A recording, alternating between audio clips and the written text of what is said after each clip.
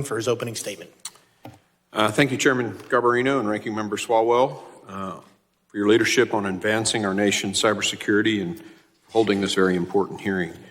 On July 19th, Americans woke up to a shock.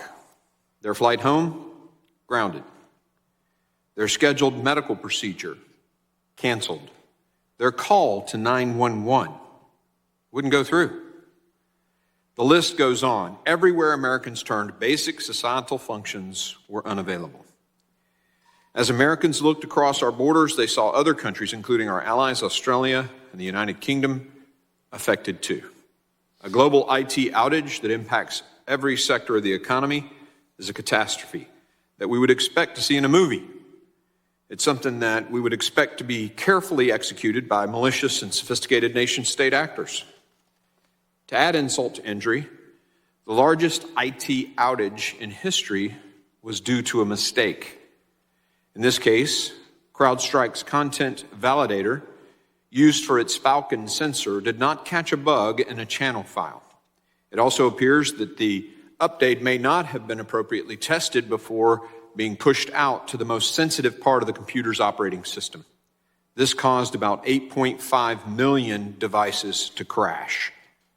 Mistakes happen. However, we cannot allow a mistake of this magnitude to happen again. As the July 19th outage has demonstrated, yet again, our networks are increasingly interconnected. While we know that the nation-state actors and criminals try to exploit our networks, we'd not expect companies to defend themselves from these targeted attacks. However, as I emphasized with the president of Microsoft in June, we do expect companies to implement the strongest cybersecurity practices. Our nation's security depends on a strong public-private partnership for protecting our networks.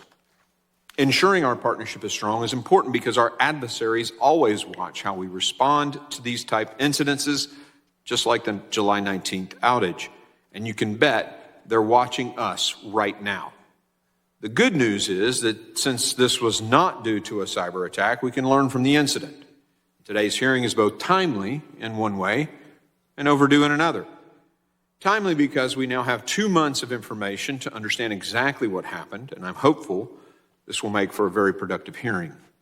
It's overdue because we'd hoped to give Americans the answers they deserve much sooner, given the extent of this outage. Although I'd hoped to hear from CrowdStrike's CEO directly, I'm grateful for Mr. Myers' presence.